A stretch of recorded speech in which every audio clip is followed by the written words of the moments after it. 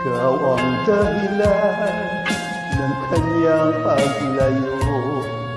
Labis kong dinamdam pag-ibig ko'y ito.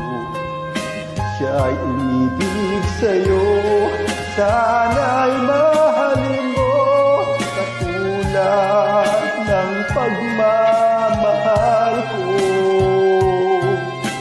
Nilimot niya ako nang dahil sa'yo.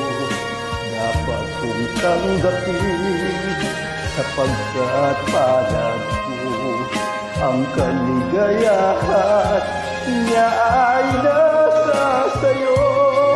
Ang lahat